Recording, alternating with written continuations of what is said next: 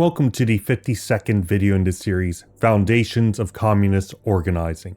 Today we'll be going over the 1974 piece by Honorato Dahmen, Axioms of Revolutionary Theory and Practice. I've subtitled this Proletarian Vanguard as Dialectical Class Substructure, not Superstructure. In contrast to the ICP's conception, which only views members of the party as proletarians, and thereby the party as one-to-one tautological circle of party proletarian. Note later in the next piece, far into, and we'll be reading through that piece, split up into multiple ones, they end up finally recognizing, oh, actually, the proletariat as a class exists outside of the party in the cold, calculated sense, etc., etc. But before that, they were talking about, oh, actually only members of the party are actually proletarians. So, continuing. This text recognizes the dialectical link between the class party and the class, where neither is above the other. Rather, the party is part of the class as a substructure. This substructure, a minority, is the most ideologically and politically advanced, the most advanced on a class basis, and is international in character, holding a connection to the worldwide proletariat. From within the class, it guides and motivates the class. The party develops tactics and program, fundamentals, to achieve overall objectives, and these fundamentals are found through historical experience and an analysis of engagement with the current class condition as a whole, with a link to the previously learned path. In order to develop these, the party needs to allow for criticism, to build the program and a set of political behavior rules. This program and these rules in turn allow the party itself to exist, and the proletariat to act as a historical class and a fighting organization, and act with doctrinal consciousness.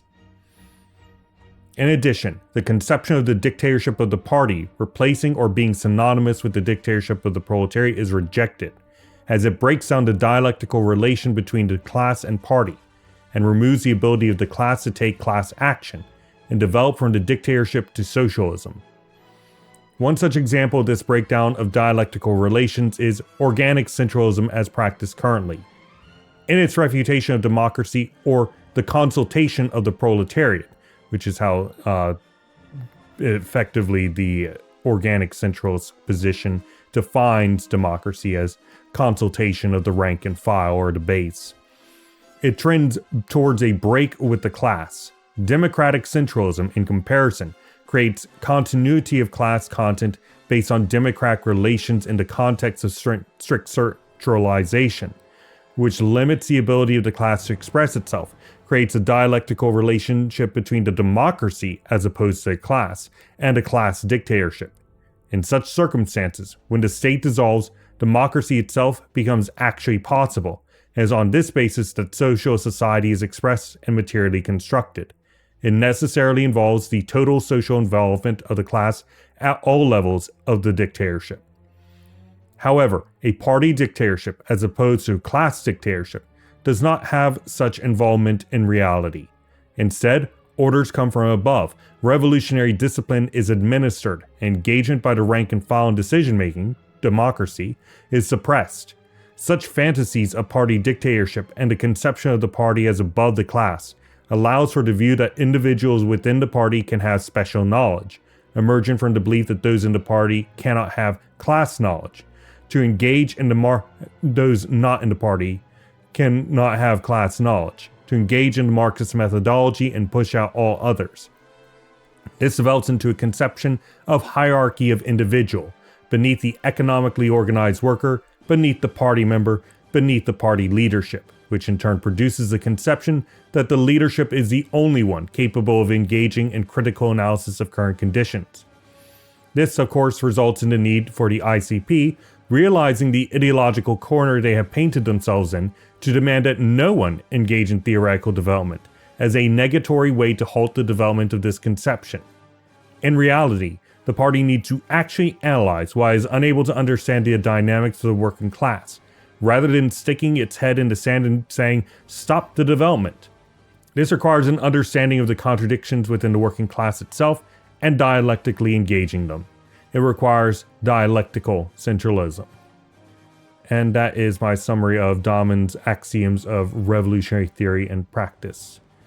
As usual, if you'd like to go over the quotations I derived this summary from, you can go to the description below and you'll be able to find a link to this Google Doc along with a link to the United Marxist Pact Discord server if you want to talk about this or any other texts that we've been going over.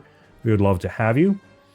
Tomorrow we will be getting started with a multi-part series within this, going over the 1974 piece by the ICP, The Communist Party and the Tradition of the Left. And it will be split up into the introduction, part 1, Centralism, part 2, the party, part 3, internal party struggle, part 4, party development and organic centralism, part 5, tactics, and then part 6, conclusion and appendix. With that said, thank you for joining me for today's topical summary, and I hope to see you next time.